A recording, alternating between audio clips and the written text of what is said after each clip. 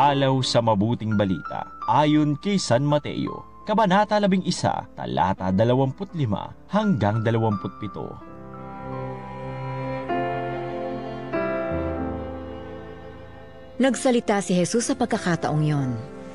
Pinupuri kita, Amang Panginoon ng langit at lupa, sapagkat itinago mo ang mga bagay na ito sa matatalino at marurunong, at ipinamulat mo naman sa mga karaniwang tao.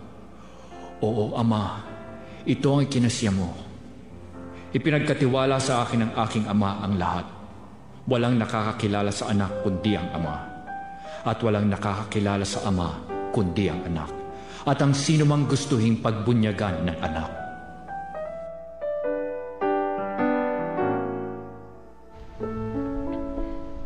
Inyong napakinggan ang mabuting balita para sa araw na ito. Inihatid ng Daughters of St. Paul, Paulines Radio at Veritas 846, ang radyo ng simbahan.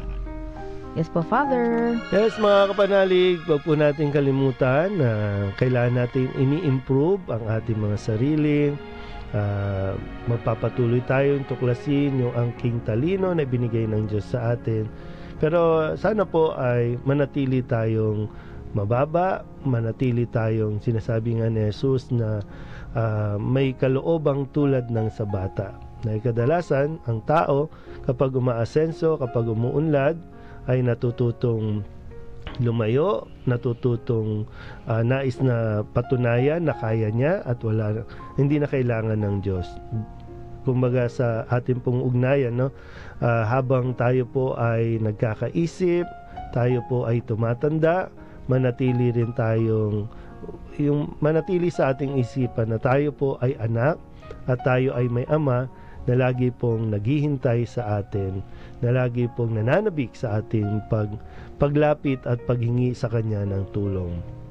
Panatilihin natin ang ating kababaang loob habang tayo po naman ay umuunlad at umaasenso.